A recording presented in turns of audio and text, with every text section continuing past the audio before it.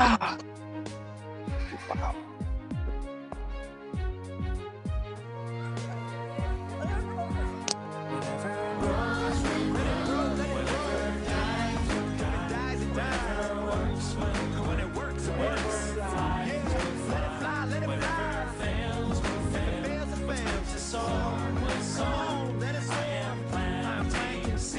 Nothing more.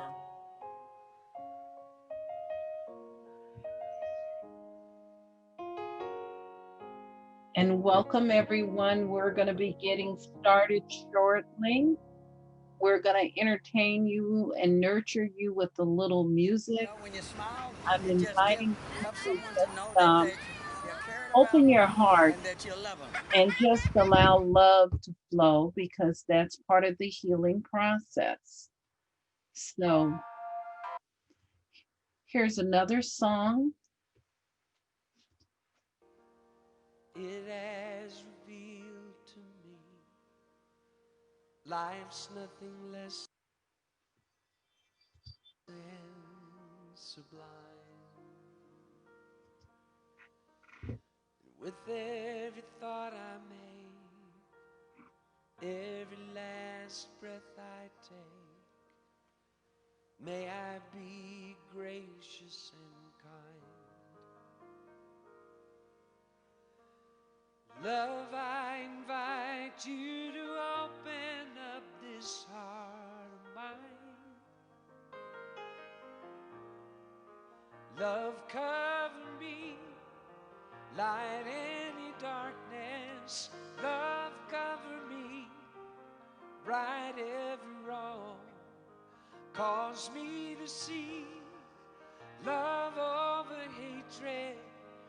Guide me to be faithful and strong. Love, cover me. Love, cover me.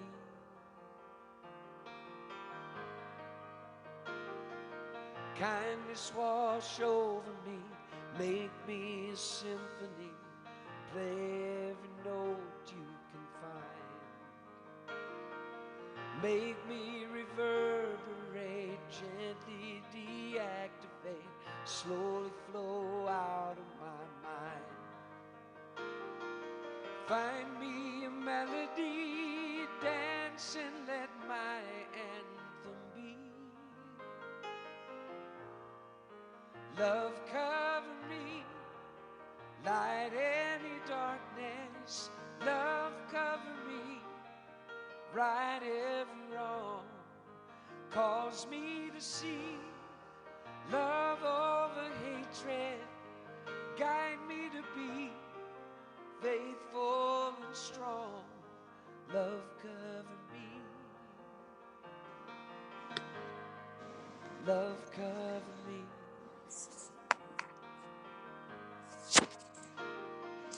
Love,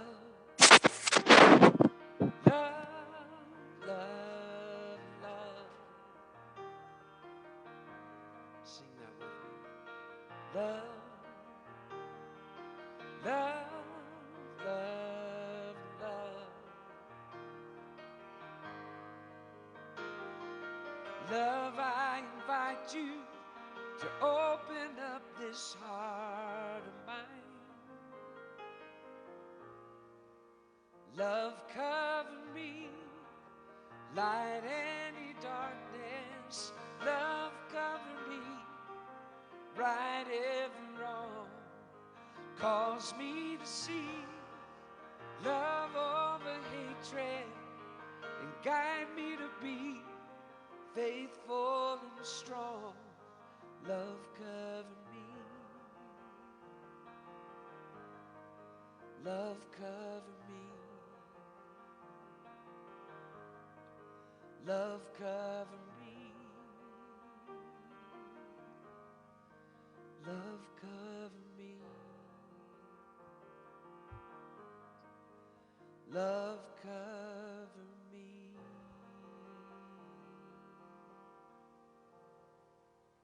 We have So from the outside, my life looks crazy.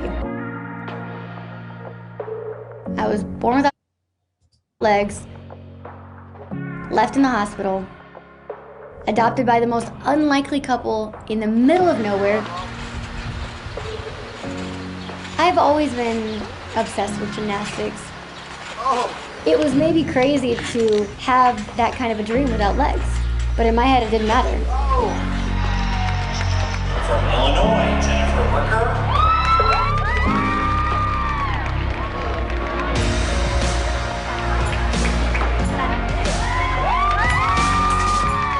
I was raised with an empowered mindset, self-esteem, confidence. You can do anything you want.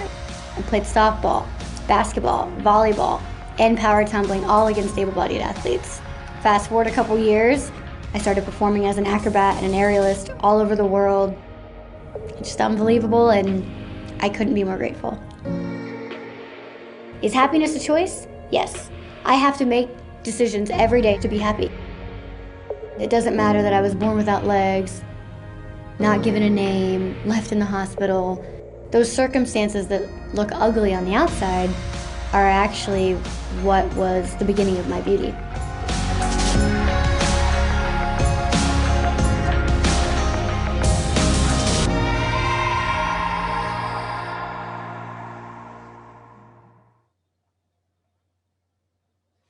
Okay, wonderful. And I'm just going to welcome everyone. This is Reverend Jerry Hobby. I'm going to stop my share for a moment so that you all can see me. We are going live. I'm going to say hello to our Facebook audience. Tonight is a very special night. We're going to be getting started momentarily. Our challenge right now is Dr. Liza, who is on the East Coast. She just sent me a text and she's trying to get into the meeting. So I'm going to just pray us in for a moment, and then I'm going to turn this over to Larry. And then when Dr. Liza enters, we'll introduce her and we'll start our interview. Tonight is a very special night. And the reason it's a special night is we get an opportunity to really step out of fear. That's our goal. And to step into a place of empowerment. And stepping into a place of empowerment requires that we have all the information we need in order to move forward in a healthy and a vibrant way. So it is our intention with this book webinar, our final book of the year. This is going to be the final book of the year.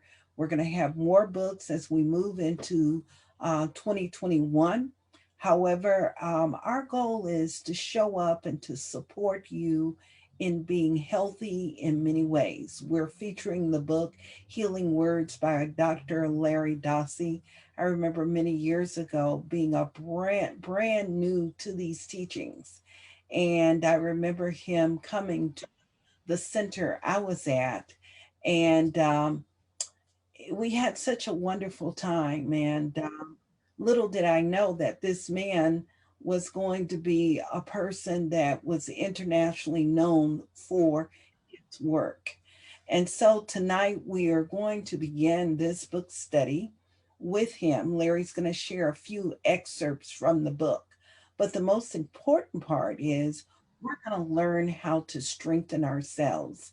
I am so excited. And the reason I'm excited is because Dr. Liza is going to be with us, and she's going to be sharing some wonderful things. I love her passion for medicine. This is the first thing I want to say. I love the fact that she loves bringing God into it. And I'm just going to say tonight is a God experience for all of us. And everybody has their own definition of God. My definition of God is filled with life, love, and passion. God is the representation of all that's good about humanity. And she is a representation of what is good about humanity in her work, the way she serves, and all of those wonderful things. So I'm excited about this. I'm excited that we get to bring a doctor, a scientist, and a researcher into the space because, you know, my goal during COVID-19 is to love and keep those doctors, our scientists, and our researchers close to our heart and pray them up. And everybody knows my story, and I'm going to stick with that story. Prayer changes things. And this is what I love about Dr. Eliza.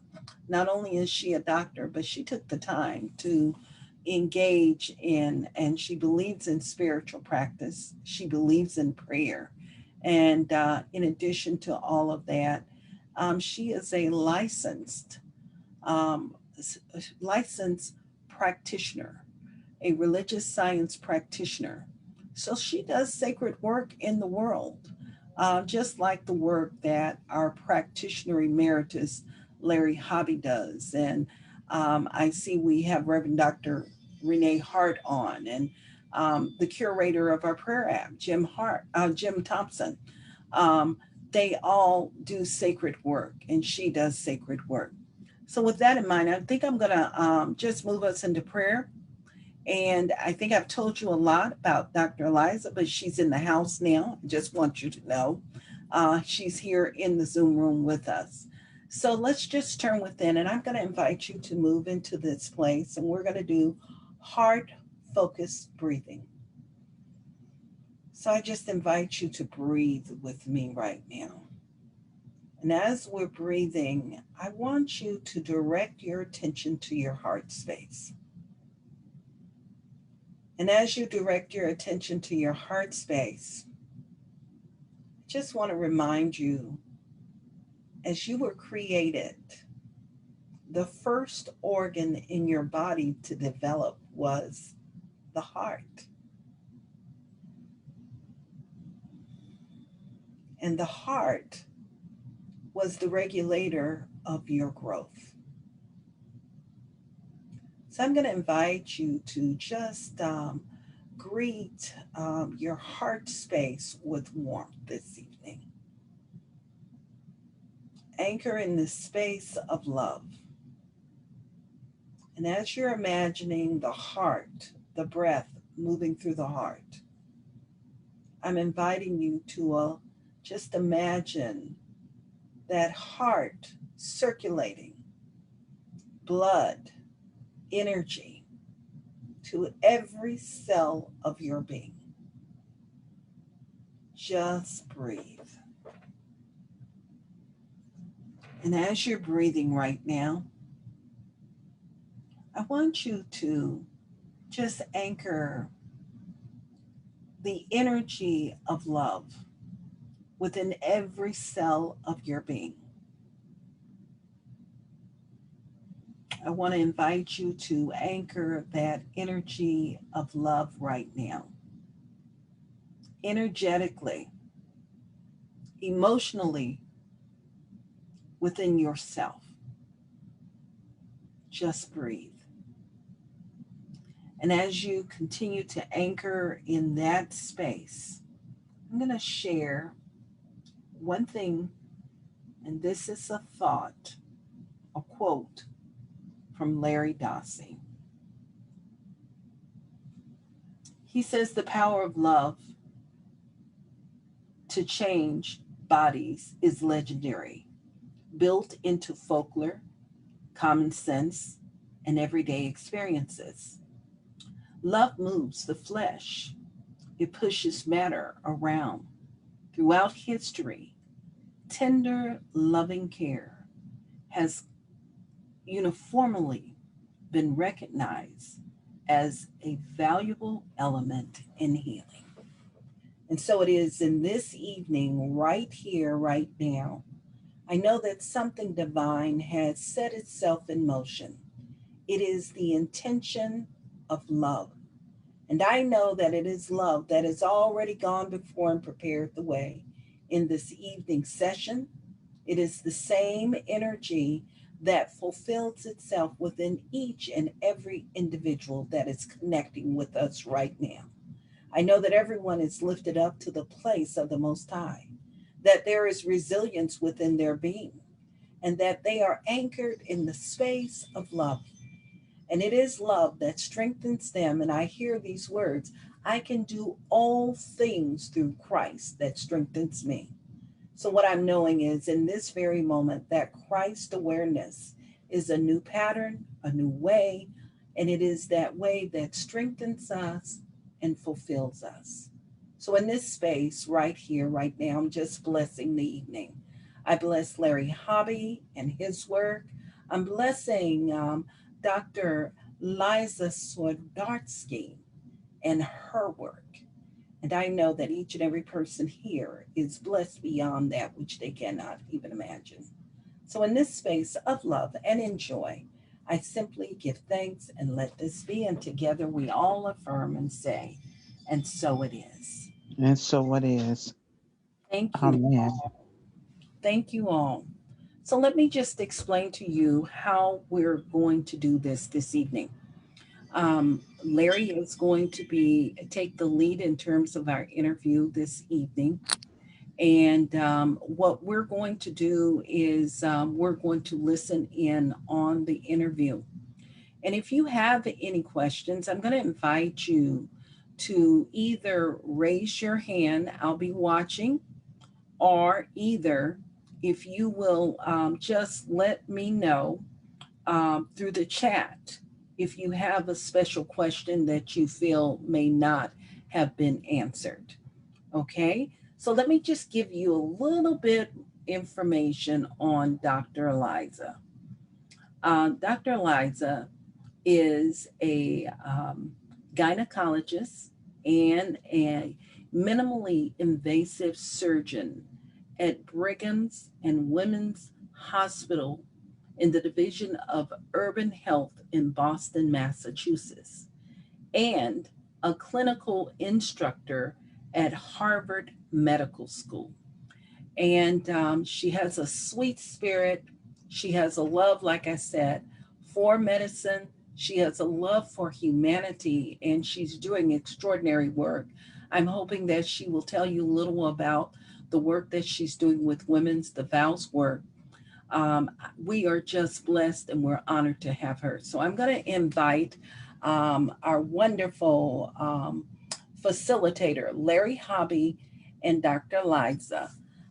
Let's give them a hand by just waving, doing it this Zoom style. And I see some people are clapping, and I'm going to turn it over to you guys. Hello, Dr. Eliza and Larry. Hello, hello, hello. Can you hear me? Hi, Reverend Hobby. Hi. Hi, Doc. How you doing? How are you? I'm doing great, doing great. I mean, it feels good. We got all those applauses, Yes. standing ovation, all that good stuff. So nice to be here. I'm excited. Yes, yes. Well, I'm honored to be on with you this evening, and I have some questions for you, and with your expertise, you'll be able to, kind of explain to our audience the answers to some of these questions. Okay. Sure. So the very first question, this question is for those that are sitting on the fence, getting a flu shot. Yes. Can you explain why it is more important this year to get that shot? I get my flu shot every year, and it's really important, particularly this year, because, with the COVID-19 pandemic that we are seeing that has swept the planet, if you encounter the influenza virus, it may be very confusing. You're going to present with symptoms, fever, upper respiratory infection. I think if you can minimize your risk of getting the flu, which has its own consequences, as we know, thousands of individuals have had complications from the flu, even though the vaccines have been around for a very long time. It's important to be proactive. It's been around a very long time. There's a lot of fear and myth around what if I take the flu vaccine, I'm gonna get the flu. But it's actually been shown to decrease the number of deaths and the severity of if you do get the flu for individuals who actually take the vaccine. And more importantly, it's going to protect the communities and individuals who are higher at risk, youth, are people that are more mature in age, And so everything that we can do to keep our environment safe and healthy, I think it's our responsibility, because we just have a lot that is showing up right now, a lot for us to move through and evolve through. So this is why the flu vaccine is important. And I think it's our personal responsibility to do what we can do. I hope that Yes, helps. yes. Yes, I agree with you. Yes. And what about the shingles and pneumonia shots for those that are older? You know, many say that the shingle shot is painful, and why should we expose ourselves to the shot? Well, you know, shingles is another you know, another virus that affects certain populations of people. And if you actually get the shingles, you know, the pain and suffering from actually getting the shingles is going to be way worse than you having, you know, getting a shot to help prevention. So I think it's worth it. You know, we all have an increased risk of presenting with shingles as we age. You know, the virus can lie dormant and present itself, and people can have pain, and it presents with pretty significant and severe pain along the nerve roots of where the virus is living. And then it also, you know, creates this rash that many find, you know, it's not a pleasant rash, and the pain from shingles can linger long after, you know, that rash is cleared up. So I think it's an important thing to do as well. If you are in the age category where you're considered to be at risk, I think it's important to talk to your primary care doctor about the shingles vaccine. Now those that are successful to shingles, I've thought, and I've heard that generally these are people that have had chickenpox before. Is that true? Yes, I mean definitely. I mean, for people who've had chickenpox, it's not a representation or representation of the chickenpox, but you are, you know, it's the shingles it's a whole nother area, you know, and many primary care specialists are going to be really well versed in telling you some of the recent data around shingles. But it's important, if you are in the at-risk category, to have a conversation with your primary care physician. You know, I'm a gynecologist, so the shingles vaccine is not something that I typically counsel people on in my office on a regular basis. You know, I kind of direct them to my primary care team. We work very closely together, and they can let you know about the latest research, the benefits, the risks.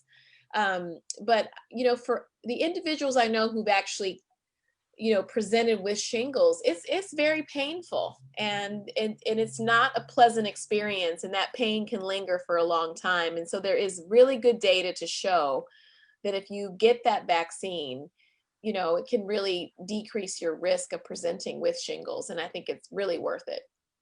Great. Yeah. Well, many people are reporting significant weight gain because of COVID-19, including children.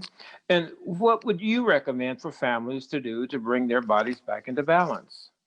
I mean, Larry, that is such an excellent question. I mean, one of the things that Reverend Hobby and I were talking about is just this real need for us right now in this country to focus on our health and our immune systems, and everything we can do as individuals to heighten our immune system and to have a healthy body, instead of just, you know, watching the news and being in fear and reading about COVID and worrying about COVID and waiting for a vaccine. And in the meantime, while many of us are sheltering in place, our activity levels have you know, decreased dramatically, just because we're not getting out and doing some of the things that we normally do. So I think this is part of my spiritual practice. As a medical doctor, I've seen the inside of the body, and I have honored the divine idea that it is. And I love Ernest Holmes' words that the body is an outpicturing of the unseen man. And so as we are sheltering in place and putting on more weight, I think we have to make a conscious choice to exercise our bodies, you know, Larry, like in a realistic way. So if you're not somebody who's a runner, you don't need to, start training for a 5K, 10K, half marathon, but you could certainly make a plan. I want to be more active. And we also know the benefits of nature. So if you are outside and you're social distancing, you can even put your mask on. I mean, there's a lot of discussion about, when you need to wear your mask and how far away you should be. Just even getting into a walking routine where you say, I'm going to walk 2 days a week. And then in a week, I'm going to increase it to 3 days a week. So whatever exercise program that you used to be on, try to find creative ways to move your body every day. I mean, theoretically, we should be doing some form of exercise at least 5 days a week, even before all of this happened. And it's really important for our cardiovascular health. It's important to decrease cholesterol. And if we are not moving our bodies, we're not going to be burning calories, we're going to gain weight. But also the exercise is important to decrease stress, and it'll help you sleep better. It'll help you think better. You're going to feel better. So the question becomes, what is your highest vision for moving your body? What does that look like for you? How can you be creative? And there are Zoom classes, virtual classes. Some people are buying, apps that have classes that they can do strength training and some cardio mixed into that. There's a ton of free classes on YouTube, on Facebook. I mean, people are in a season of giving during this time. You can find things for free to do, but it's just about getting started, simply beginning, because this has been a challenge for many people. And so the weight gain is going to happen if you're not moving your body. So we have to be conscious to move, to stretch, and to also watch what we're eating. I'm not really someone who is in favor of eliminating, things that I love to eat. I'm not an elimination type of person, but I do believe in moderation and portion control, and maybe keep in mind like what time you're eating. I've really had to stop eating. I don't like to eat anything after 7, 8 o'clock.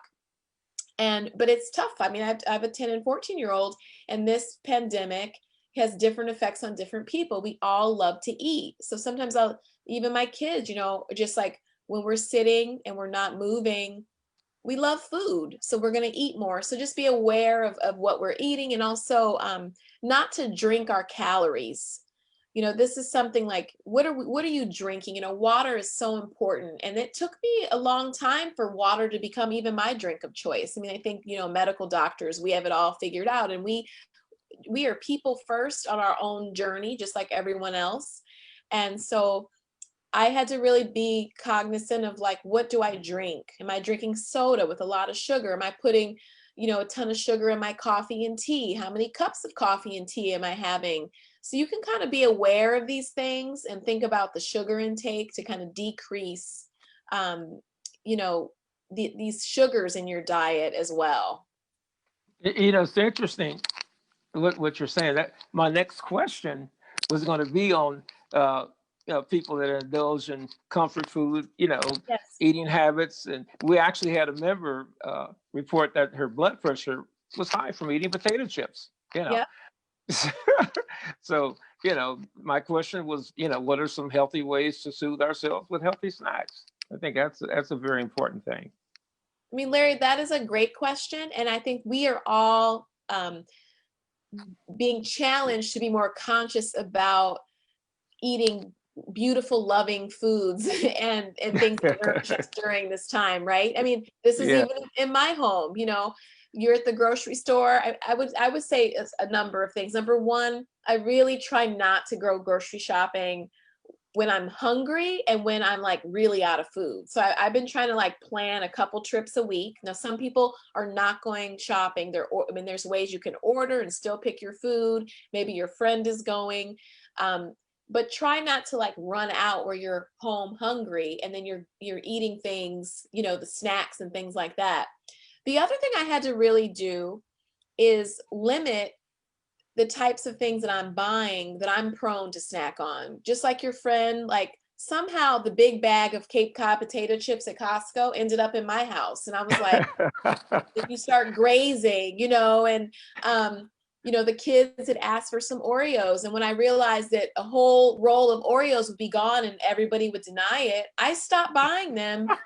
And so these are some tactics. I mean, just don't buy it. You know, buy one thing you enjoy. Like I started buying these organic pumpkin spice donuts, you know, and there's only like 6, and then I would hide them. I hide them from the kids, but more, I think I'm hiding them from myself, you know. I'm also think it's really important. This might be a really good time for us when we all might have a little bit more time, because if you're working from home, you know, you're not in traffic, you're not commuting. I've actually think this might be a good time for us to think about how we're cooking. You know, we're you know, we're forced to kind of not eat out as much. So you can think about your diet. Like I think eating living foods is really important. And I'm someone who's used spiritual law and spiritual principle to overcome the appearance and diagnosis of an autoimmune disorder that affected the bowel when I was 23, Crohn's disease. And so I started buying foods that really, if I left them out on my counter, they would die in 3 days. So I don't like to buy things that with lots of preservatives and sodium and things like that. So not to go on too long with this question, but I think just really, you know, more fruits and vegetables. If you're someone who's craving salt and sweet things, I started buying some granola, and I started, you know, mixing like fresh fruits, strawberries, blackberries, blueberries, really amazing fruits that help, you know, at least the blackberries and blueberries. Strawberries, you have to be careful. I buy those organic, but, you know, that immune boosting fruits and trying to increase my, you know, they say you should really get 9 servings of fruit a day. I mean, who really does that? You know, they say less than 10% of Americans actually get that.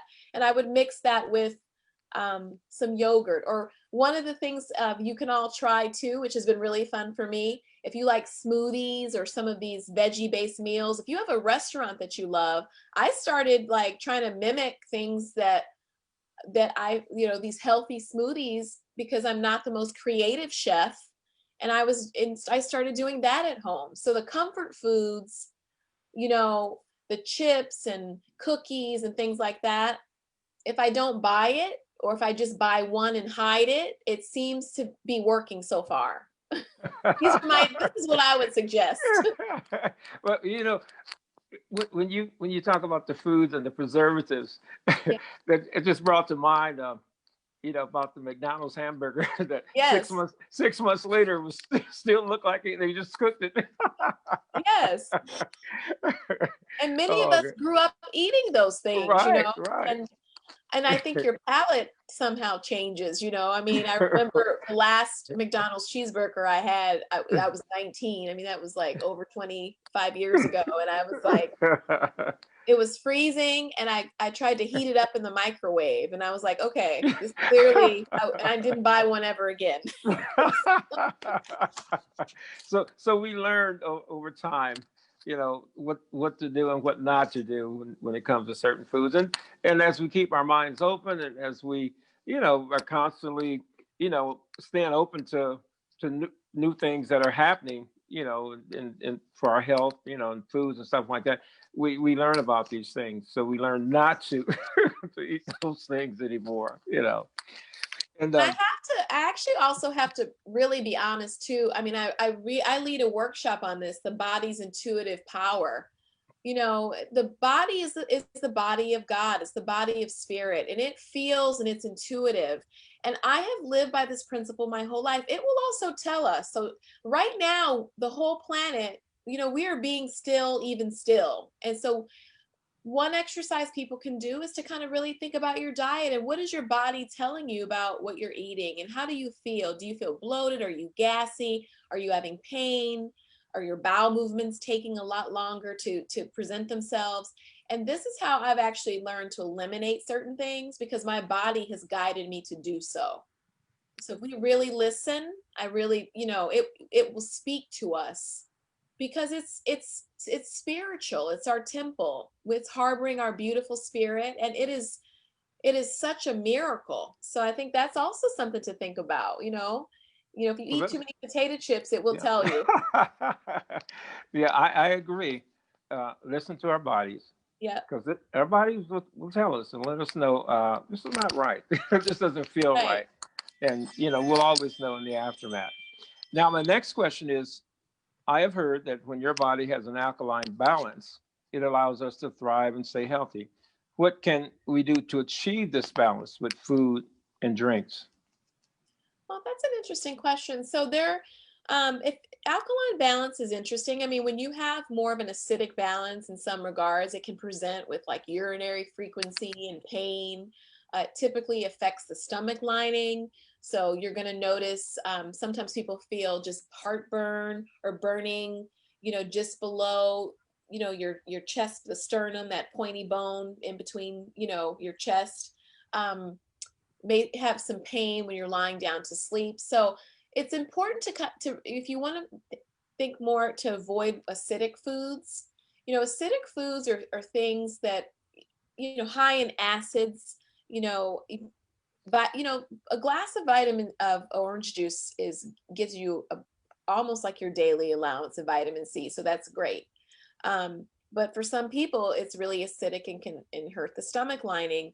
If you're spicy foods, a lot of tomato based, really spicy foods, or if you're a person that just, carries around your hot sauce and you're having stomach pain from that, you got your hot sauce in your purse, but then you're on fire after you eat, feeling like, this is something to pay attention to. Like, do you really need that?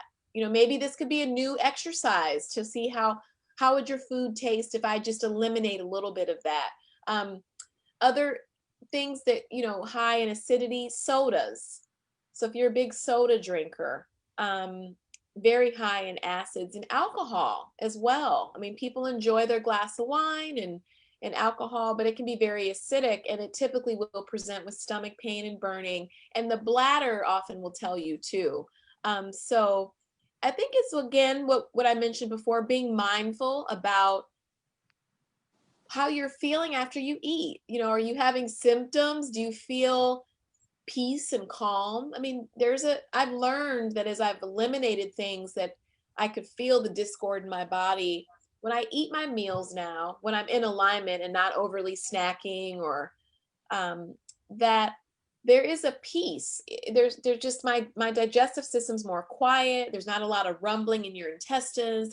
Your gas will not smell really foul smelling, so there's ways for you to kind of figure out if the food that you're eating is not sitting well with you. And you're really the authority. Okay. The doctors, we've been trained in a conventional way, but I really think there's so many ways, to navigate, because, as Ernest Holmes talks about the unity and multiplicity, the genius of the geologist, the spiritual intuitive, Reverend Hobby and I talked about this in another interview, that there's genius in all these areas. So you have the conventional medical doctor, and you might have an herbalist, and you've got vitamins and things you can take. I mean, calciums can help with acidity.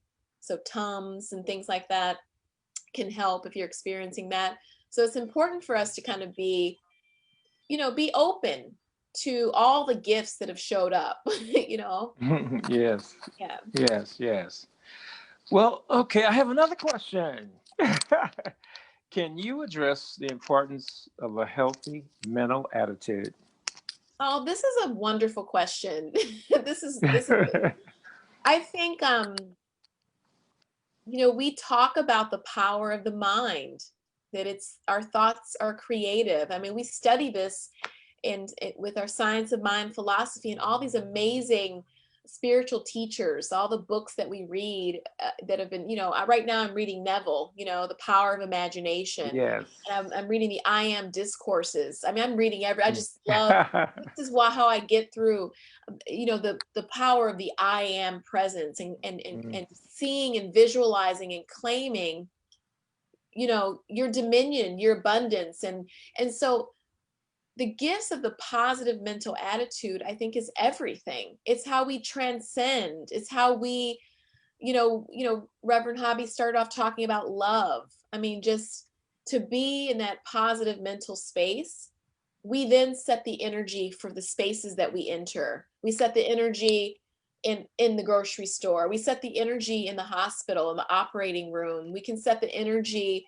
the teacher who is a little bit stressed and may have to do hybrid learning and have in-person kids. And so I think you don't want to, this is a time that we need to be in deep spiritual practice on how not to catastrophize, but how to live in our power. So positive mental energy, we all will have to practice that, and so that we envision what is unfolding before us is in divine order, because it's all good, it's all God. So what is trying to evolve? And we start our day saying, what is mine to do? Being love, seeing love. I start off with prayer. I was reading Psalm 91. I now add Psalm 23. I have my spiritual books. I have many books that I read. Meditation helps me. So if I'm ever out of alignment and not in that positive mental space, white light, gold light meditation throughout my entire body, shielding myself from any discord or any energies that I may come in contact with. Because right now, even if you have a positive mental attitude, when we're in the world, we're not on the mountaintop with the sun shining. We're living on this planet and everybody's going through their own idea of what's happening around them. So you're going to pick that up and feel that from other people. So if you can set a positive mental space, people are going to feel that energy, and you can be a source of love and light. And I think that each day is a gift. So if we want to really focus on how to have a positive mental attitude, I think if anyone in this who's watching us right now is struggling with that, I think it all goes back to gratitude.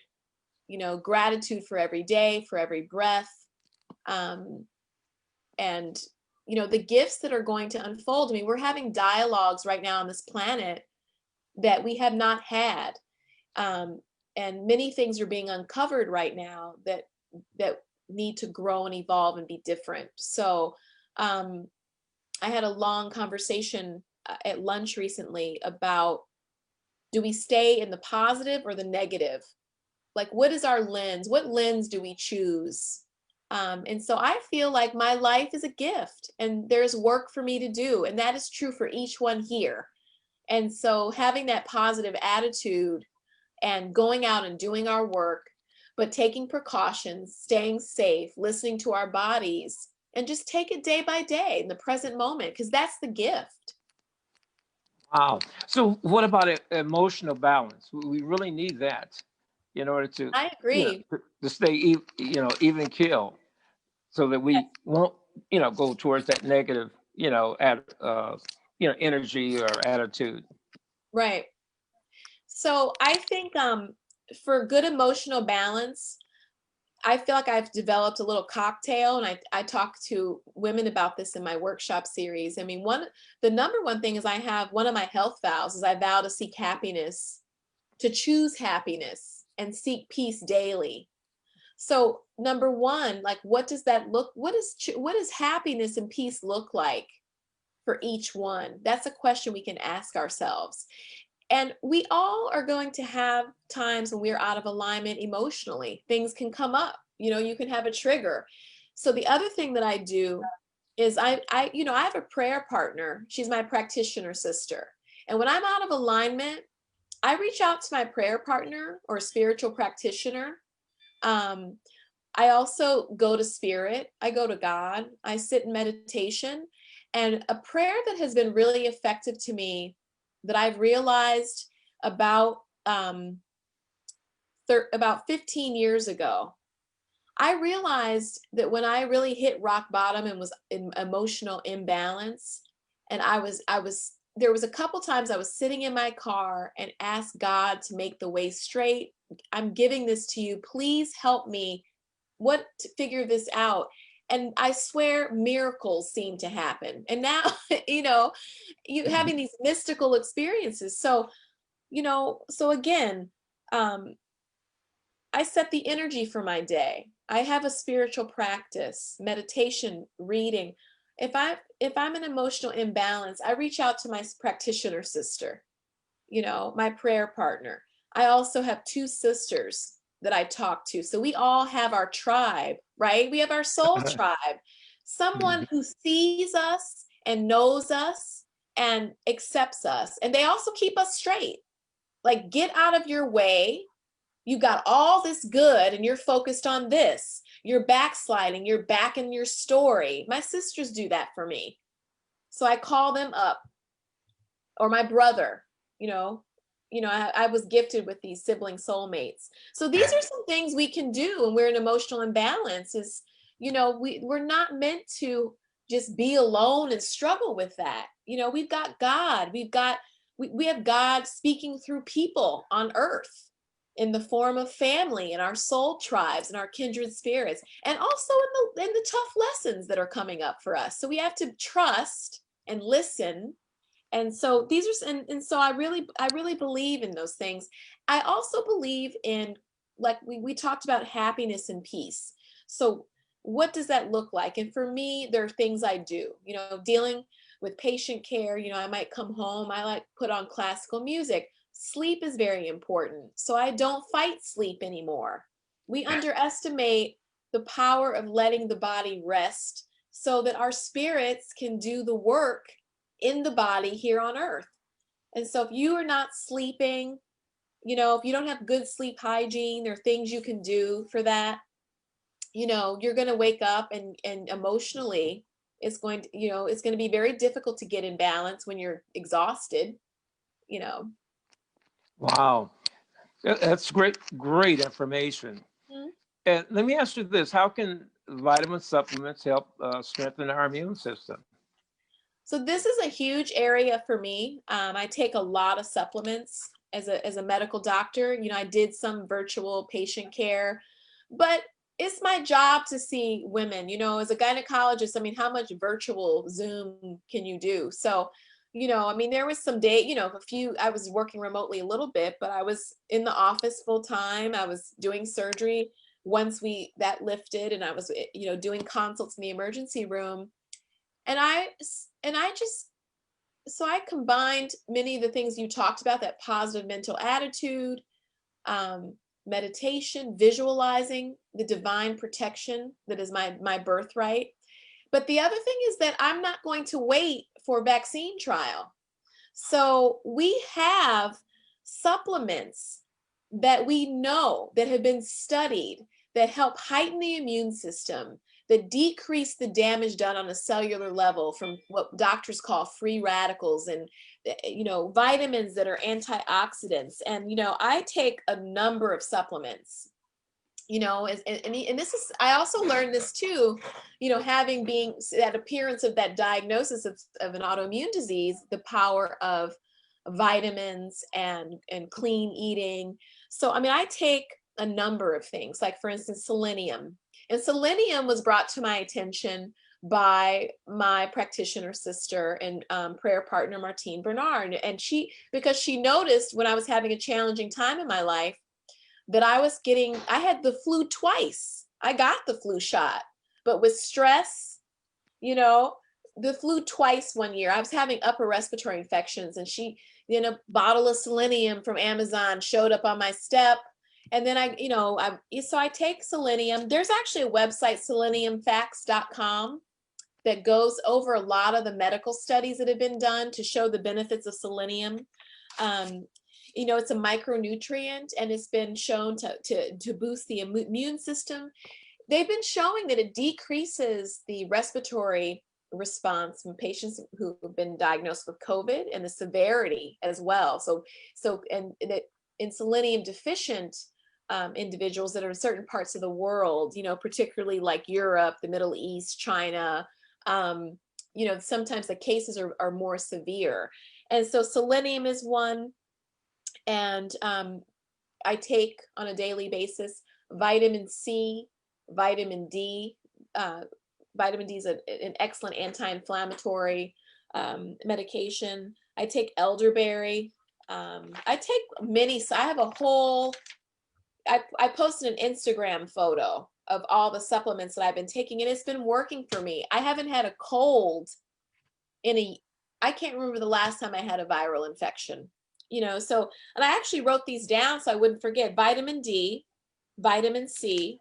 I mean, we could spend time, you know, curcumin I take is an anti-inflammatory and antioxidant. I take curcumin. That's been shown in people with autoimmune diseases to decrease inflammation. And for people who have ulcerative colitis, they actually have been, it's been shown to help them stay in remission. Curcumin at 1,600 milligrams or higher a day. I take that.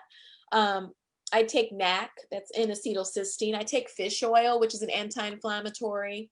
And so so if you don't eat fish, you may not want to take that, but I take many things, and I'm pretty diligent about it. And for women, you know, I've had manifestations in the body that have presented from stress, like hair loss and things like that. And I take vitamins for hair. But what I really realize is when I decrease my stress, when I'm staying in spiritual practice, when I don't allow myself to get, you know, my immune system to fall low because I'm out of alignment emotionally, because I'm not reaching out for help. I'm not, you know, doing my practices and things like that, getting sleep, exercising. I find that, you know, it makes me kind of refocus. So the supplements is something that I'm doing on a daily basis. And it seems like a lot, but, and it was a lot for me at first when I made a commitment, when I did the research, but I started off with certain things and noticed improvement, and it just motivated me. So now I keep them in a certain place, and I have a ritual to take them after dinner with a full glass of water.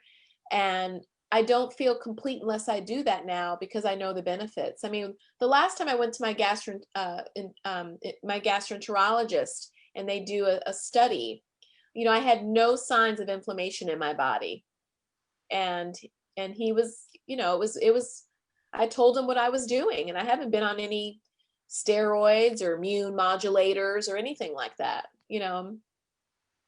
Well, you know, I agree with you on that, because that's something that I do. I take a lot of supplements and a lot of anti-inflammatory supplements every day. It's a part of my routine. And, you know, I even got Reverend Jerry on a few of mine, Oh, you know. Good. I wonder if we're taking some of the same things.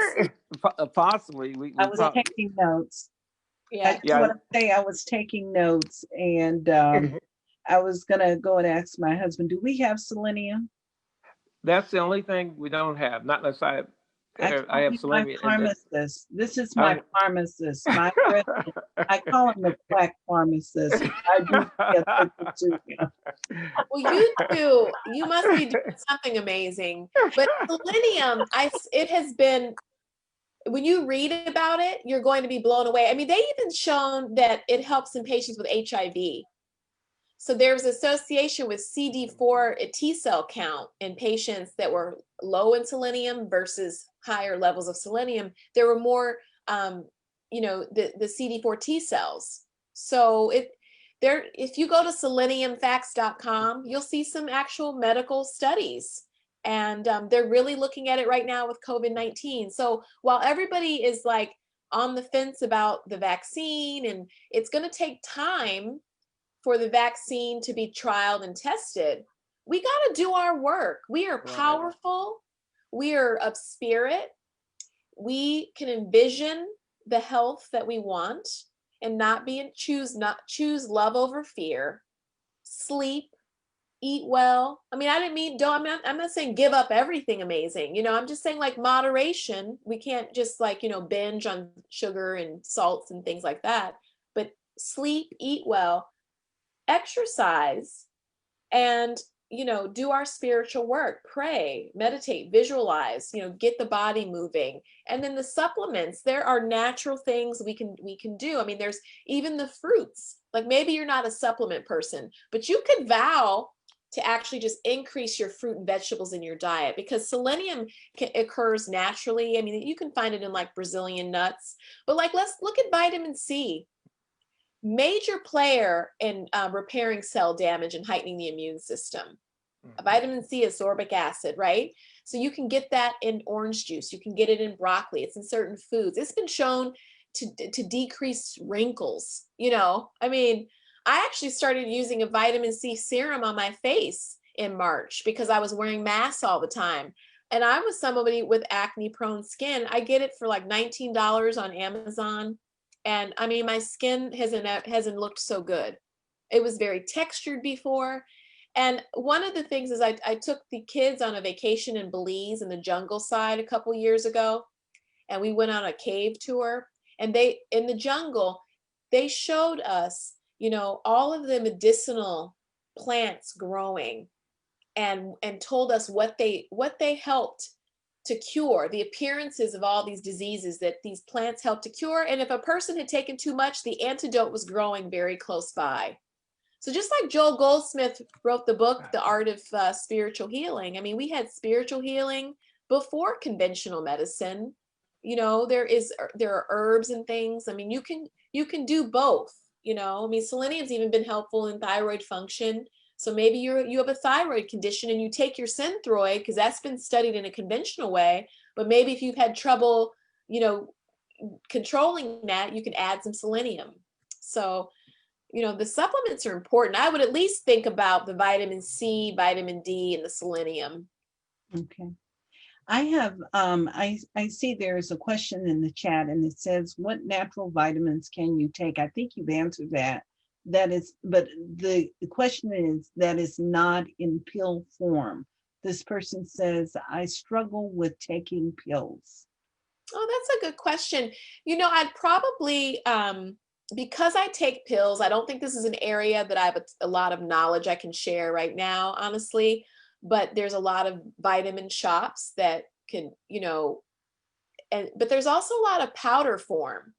So when I go to buy my curcumin tablets, you know, there's a powder and they're putting that in smoothies and things, you know, and charging people for that. So there's often a powder form, like the selenium capsules, you can just break them open and they're powder. So that casing is just to deliver that pill to you in a way, you know, so that your stomach acids will just quickly break it down. And by the time it gets out of your stomach, it's going to be powder form. So many of these supplements are in powder form and you can probably just like break open the casing and take them that way. But if you're somebody who wants to just have, you know, your dosing in powder form, you know, when I have seen some of these vitamin shops, they sell it that way. And I even noticed when I go online to buy, you know, I shop around. I like to get a good bargain for my money, you know. So I get my elderberry like from Costco because you know, it's really expensive if you just walk into Whole Foods. I mean, a bottle of elderberry could be $24, but on Costco, I can get 2 bottles for like less than that. And then the vitamin C, I was getting that on Amazon, and people have different feelings about where they're shopping. But what I noticed is, you know, there are different forms of these vitamins. So you just have to do your research, and you can just break it open. So yeah, and the pills. What I normally do is I have a 4-legged in my house, and my husband actually has her on probiotics, and she doesn't say she's on a diet too, and he makes sure she gets her vitamins. But one of the things we normally do is we will take her vitamins and we break it down. We just have this little thing. We put it in a towel and we make it in powder form, and then I make these special delicacies for her. For example, in the morning, that's her breakfast. I dip the powder, her treat in the powder, and then I set it out for her to eat. So you have a blessed little pet. But that's actually true, Reverend Jerry. I mean, you can also, you know, those they carry them. They're like they're for garlic, but they, you know, you can get them in marble, and that's another way you can actually mince up your tablets. Because we do that with patients in the hospital who can't take tablets all the time. So, you know, some of the supplements, like, you know, I have a ginseng that I take for energy. I didn't tell you all the things I take. You know, the fish oil, you know, it's all kind of watery, but there are different ways to take these things. The omega-3, you know, there's different ways to get that and then you can also just research like the foods that you're eating, and it depends on kind of what speaks to you. I mean, there's different websites, you know, if you're somebody who really trusts, you know, you prefer, which is usually, yeah, I was going to say it's not really the case, but like if you like, you know, I think WebMD even has a new site called Nourish, but there's so much out there that is not Yeah. driven from medical doctors. But if you want to cross check, I do think it's called Nourish, and they have like little write-ups on all the vitamins, and you know, right now you may be a good time for people to research. Wow. Well, I got another question for you. How can we support humanity as we move forward during this COVID-19? Oh, that's a beautiful question. How do we support humanity? You know, I typically, I think we as a people, and what I've been doing first is I pray for humanity. I love it, you know, how Reverend Jerry started off with the heart meditation, because I also send love and light energy around the planet from my heart space. I think prayer is important.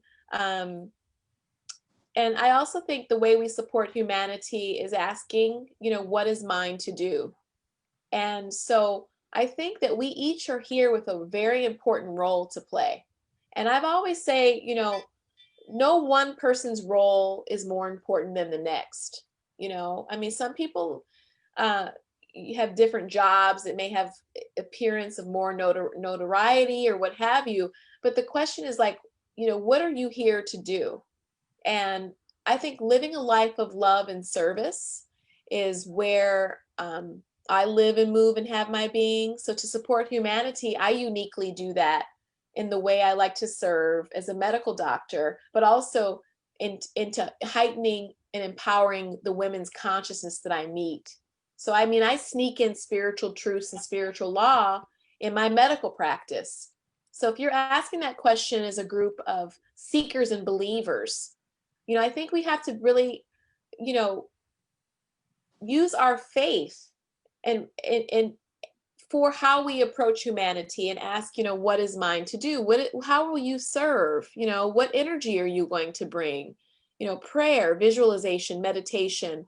What can you do right now to help out causes? You know, are there things in your community where they need hands and bodies to help with donations? Or maybe, you know, there's people out who are struggling to get things done around their home, or grocery shopping, and you know, and so I think just maybe thinking outside the box of what kind of service you want to be to humanity after you've done, you know, your spiritual work, being still, being love, being light, and putting that out into the world. And then our faith is so important. You know, we're all interconnected, and we're all on this journey together. And I do think, you know, it's tough to talk about a silver lining in the middle of the appearance of so many pandemics, you know, but the thing really is that as humanity, you know, we are evolving and we're growing as a people. So then there's a lot of work to be done. The other thing we can support humanity is maybe during this time, something is coming up for you that you've always wanted to do, but maybe there was fear there. Maybe is there a higher purpose that your life has a call, something that's been gnawing at you, and maybe this time you're being still. So I say support humanity by being having spiritual integrity and authenticity. I learned that when I have those two things, when I'm always looking in the mirror, when I'm alone in a quiet room and saying, are my actions, are they authentic? Are they bringing me peace? Am I doing what I feel that I'm here to do? Not what society thinks I'm here to do, not what my mother thinks I'm here to do, not what my spouse thinks I'm here to do, but I'm living in spiritual integrity and authenticity. You're going to raise humanity. And then you can also then figure out, is there something stirring in you that you can now approach and do with confidence and faith? Because, I mean, we can look around and see, you know, it kind of puts mortality in your face, in the human realm when we look around at what we're seeing. I mean, we know that life is eternal, but what better time than now? That's my feel. Hey, I agree with you. I think that's wonderful, wonderful information. And it's something that all of us should really, take heed. We're spiritual beings having this human experience. Yep. So it's up to us to take charge of who and what we are, our bodies. Yeah. I mean, we're powerful beings. We are.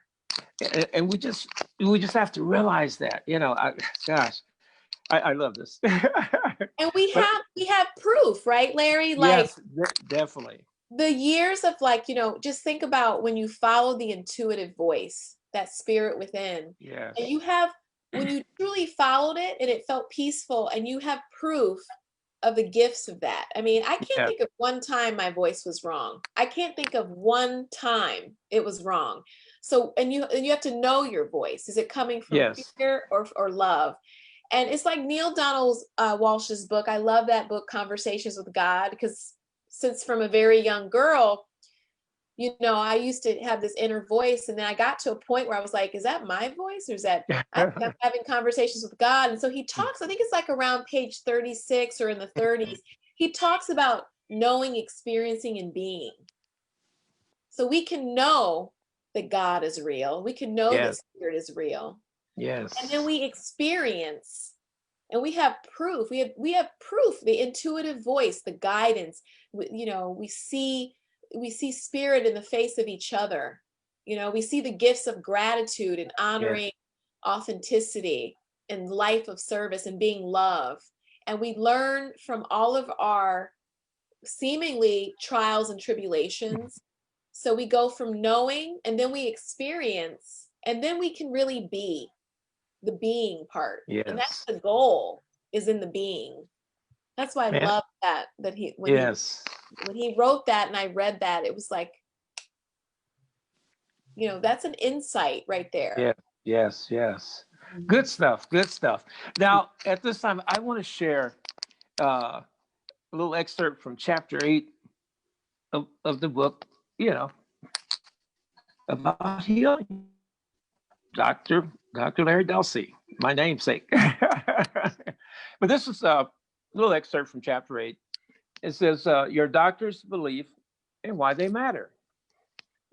And this is a little reading from Paul Ruud. It's called Making Miracles.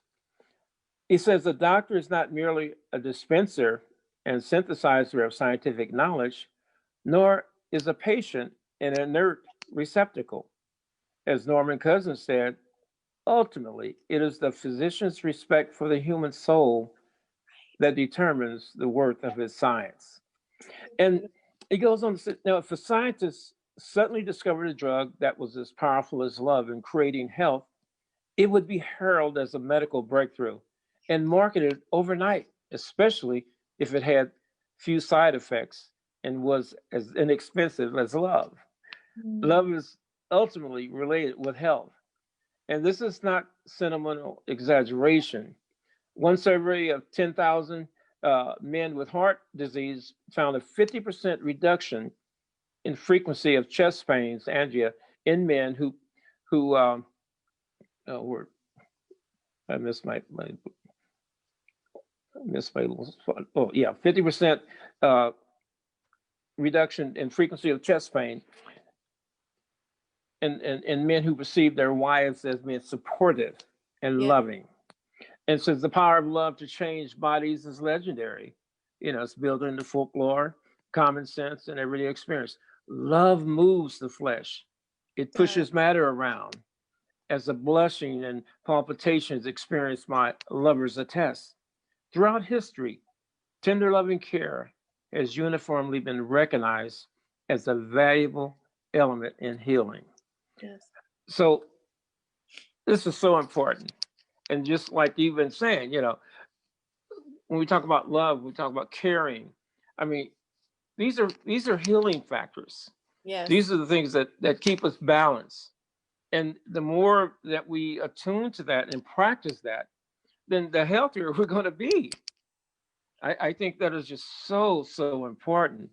And so, that really, I mean, that chapter really does something for me. Now, Beautiful reading, and it's so true. yes, I Yes. mean, the power of love. I mean, it's just, it's so powerful. And I have one more thing here. Reverend Jerry is always listening to see how she can pray and support healing in the world. What is it that we need to know in our affirmative prayers about the doctors, scientists, and researchers around COVID-19? Oh, that's a beautiful question. I had a prayer request that I wrote to a very well-known New Thought minister, and I haven't heard him do it yet. But what we need to know is that spirit works in and through all of us, that the doctors and the scientists have a call on their life as a vessel of love and light and truth, and are of God and of spirit. And I think that's really what we need to remember. We can I think that with healthcare and medicine and the way it's I think with President Nixon and the HMO laws and the way that medicine has really evolved and can feel very business-like. Many doctors don't even work for themselves; they're employees.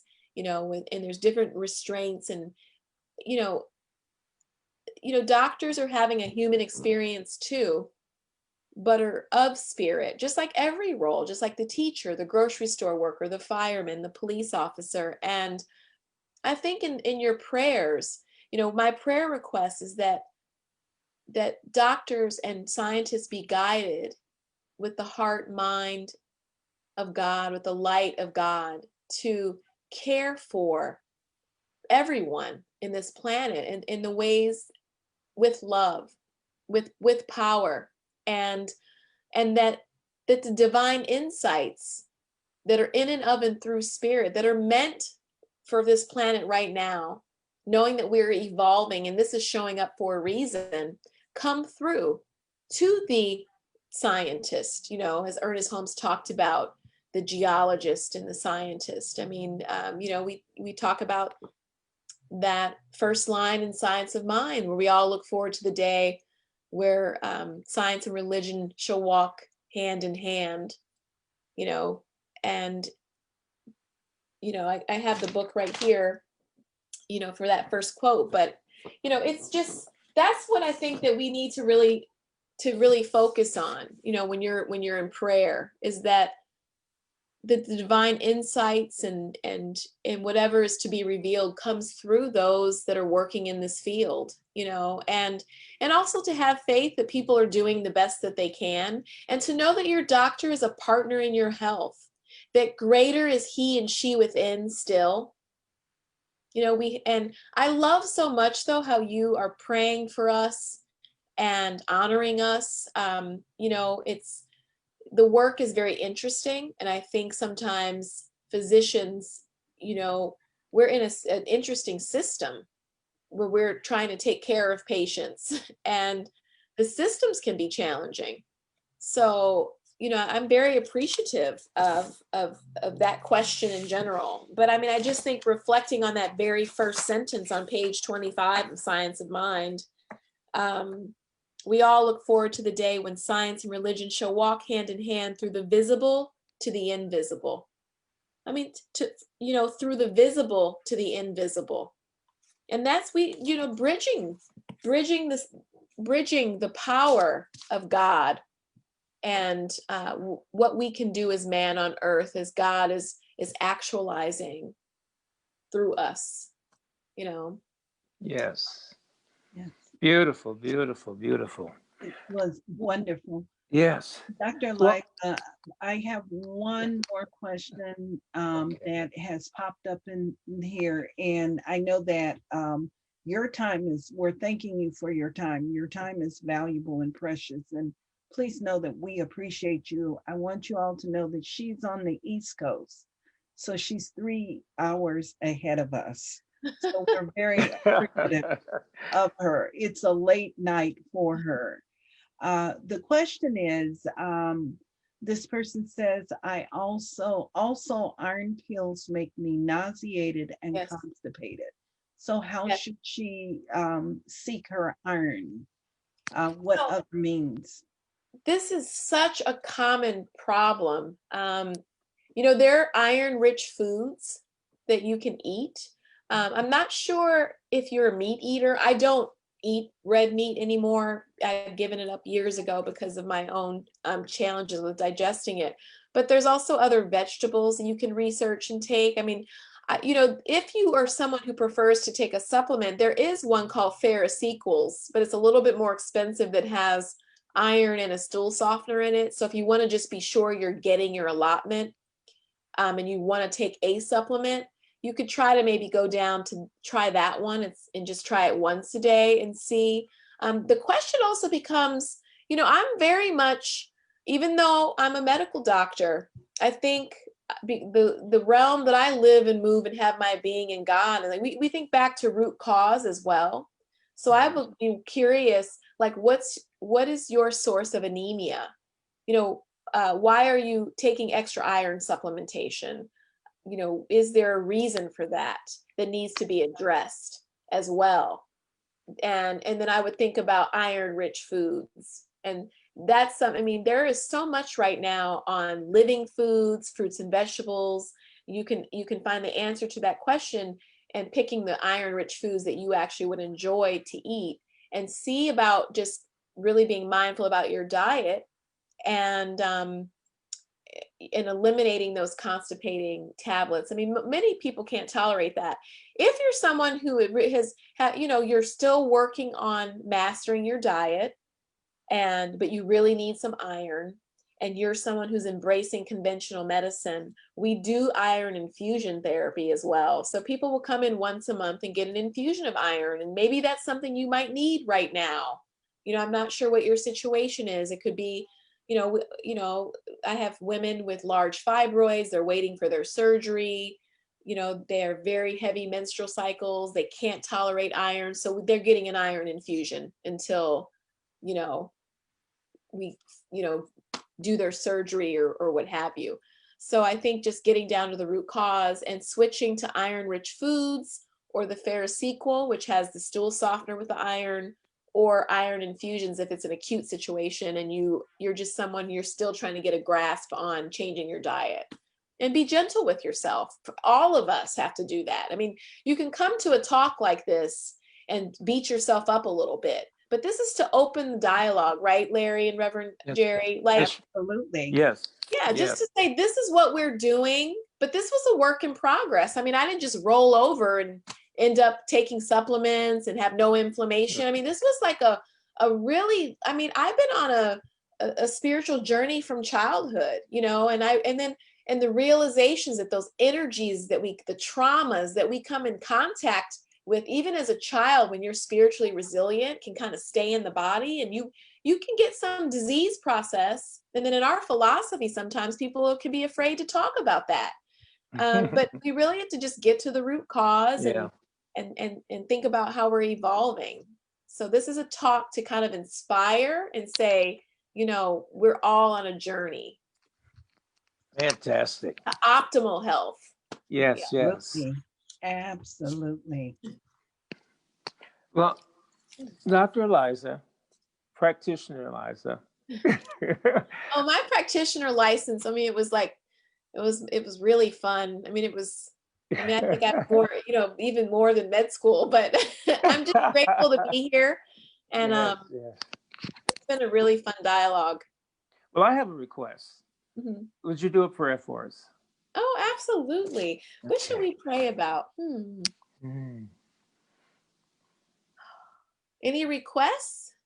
Or you want me just to do what I'm guided? Let's see. Do what you're guided to do. Okay.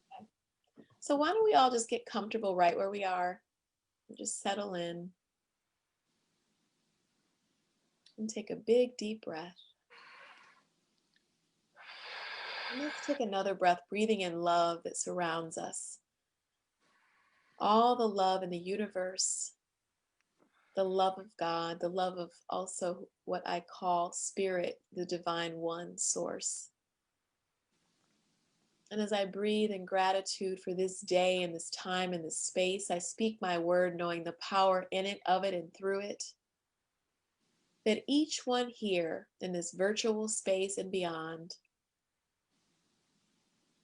that each one is guided by the light of spirit to a perfect inner knowing of what this time is to reveal, that this time in humanity, what it is to reveal for each one in the area of optimal health, optimal living,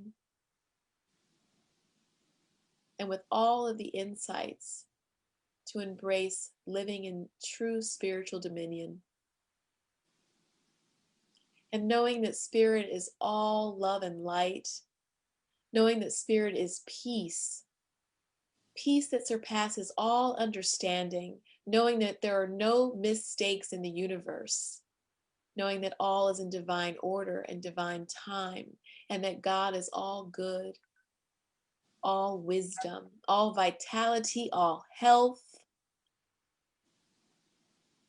Knowing this and knowing that I am in and of that God stuff, the substance back of all things, that I am made in the image and likeness of God, that I am made in the image and likeness of the universe, its uniqueness, its specialness, that I am one with all love and peace and light and truth, that I am vital, whole, healthy, complete, that I am one with all of the ancient wisdom that surrounds, is in and through and back of all things. As I know this is true of myself, I know this is true of each one here.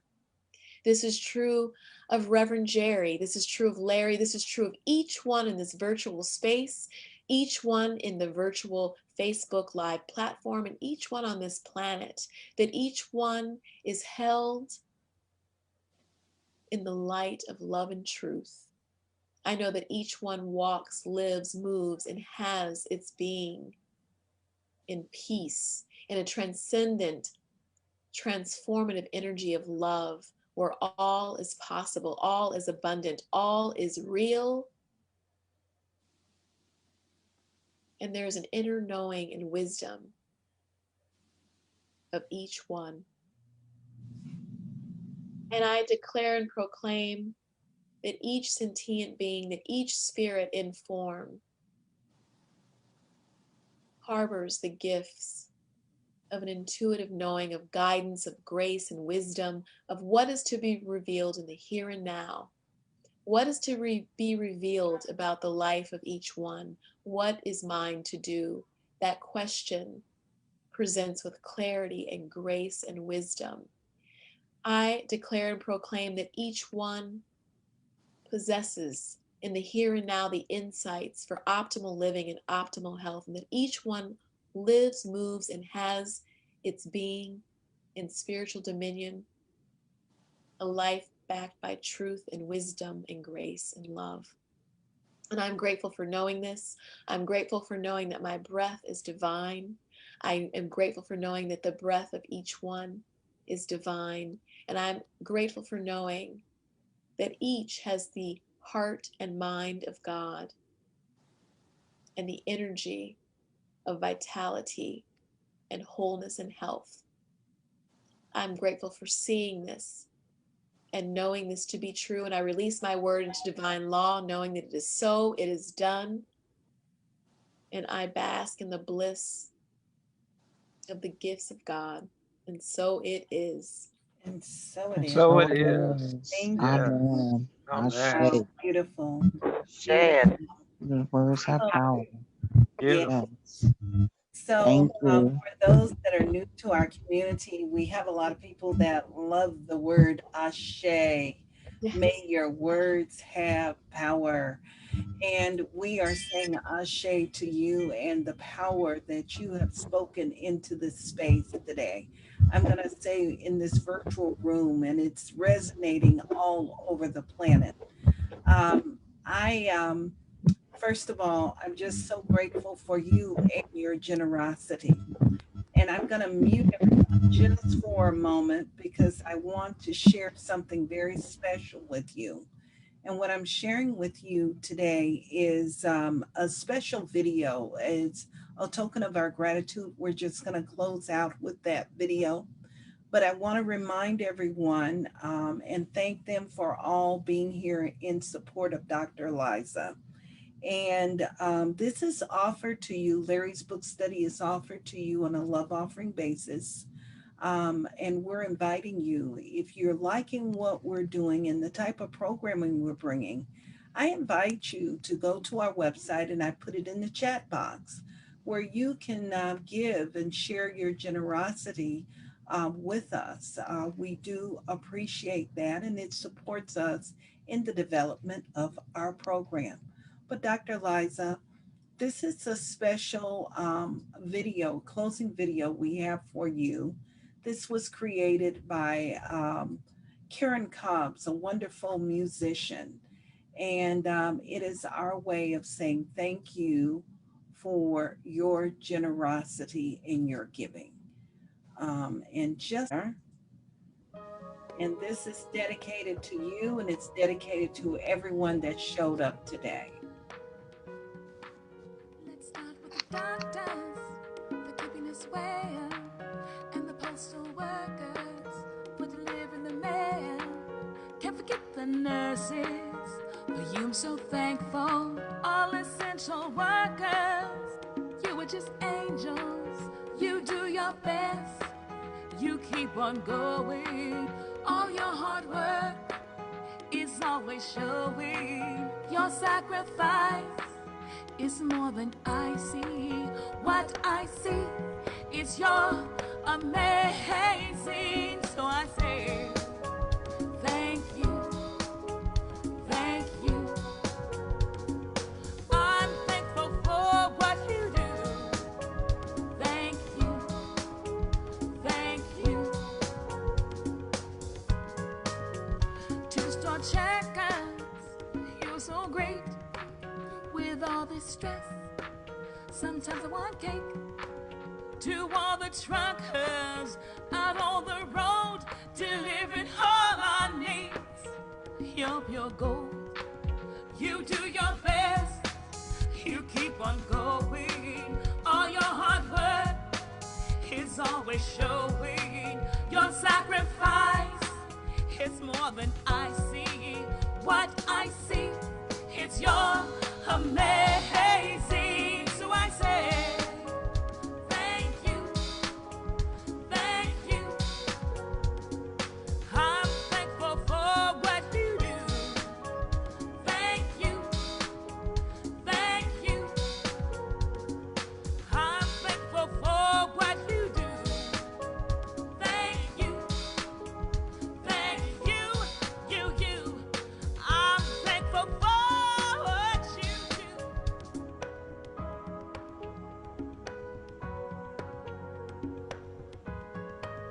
When this is all over, we won't forget the dedication you showed us and how much it meant.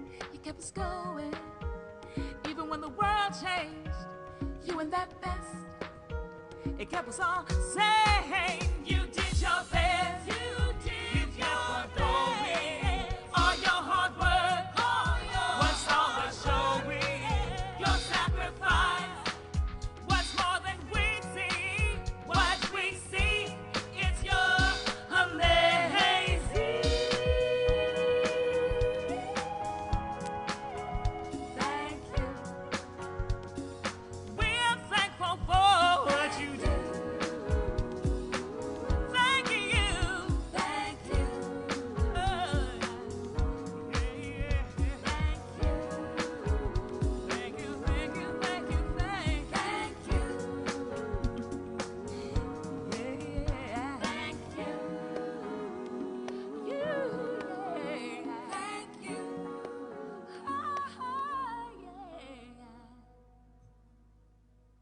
Yes. So thank you so much, Beautiful. everyone, for showing up. This was a wonderful evening. Yes, it was. For making it very special. We will see you all again next week. We're not going to have Prots Power 8 this evening. I think we've been prayed up and blessed more than you can imagine. So I appreciate you all. Have a good evening. Have a good evening, everyone. Bye-bye. Have a good evening. Bye-bye. Thank you.